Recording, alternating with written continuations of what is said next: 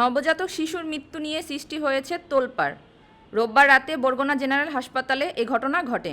শুক্রবার রাতে বরগুনার একটি ক্লিনিকে জন্ম নেয় শিশুটি। ধীরে ধীরে তার শারীরিক অবস্থার অবনতি হয়। এরপর নবজাতককে বরগুনা জেনারেল হাসপাতালে ভর্তি করানো হয়। সেখানেই মারা যায় শিশুটি। মৃত নবজাতকের স্বজনরা জানিয়েছেন, কর্তব্যরত নার্সদের অবহেলা এবং সঠিক সময়ে চিকিৎসা না দেয়ায় তাদের বাচ্চার মৃত্যু হয়েছে। রাত 9:30টায় আসা হয়েছে।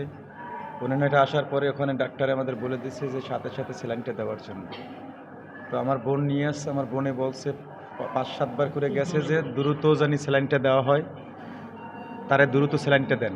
কিন্তু তারা ঠেলামেলি করতে করতে আমার বাচ্চার সামনে 9:30টার সময় আসছে স্যালাইন দিতে। সে সময় বাচ্চা আমার মারা গেছে। হাসপাতালে জরুরি বিভাগের চিকিৎসক নিহার রঞ্জন জানান, নবজাতকের খিঁচুনি ও শ্বাসকষ্ট হচ্ছিল। ওজন কম ছিল এবং বাচ্চাটি গুরুতর অসুস্থ অবস্থায় বরগুনা সদর হাসপাতালে 9:15 নিয়ে আসে, রাত 9:15 এবং শিশু ওয়ার্ডে ভর্তি হয়। ভর্তি হওয়ার পরে রুগীর পার্টি বলতেছিল আমাদেরকে বেডে নিয়ে স্যালাইন লাগান, কিন্তু সিস্টার বলছে কি বেডে নিতে গেলে বেডটা একটু গুছগাছ করতে সময় লাগে। আমরা আমার টেবিলে বসে লাগাই দিই, রুগী রাজি হচ্ছে না। তখন ওনারা বাচ্চার বেড রেডি করে তারপরে স্যালাইন লাগাইতে গিয়ে সামান্য বিলম্ব হয়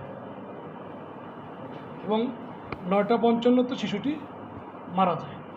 চিকিৎসার সেবা দিতে নার্সদের সামান্য বিলম্ব হয়েছে বলেও স্বীকার করে নেন তিনি। বলতে আছে যে আপু একটু ওরা স্যালাইনটা লাগাই দেন, কিন্তু হেরা এদিকে গেলে যদি না অন্য বাচ্চাকে লাগাইতে আছে।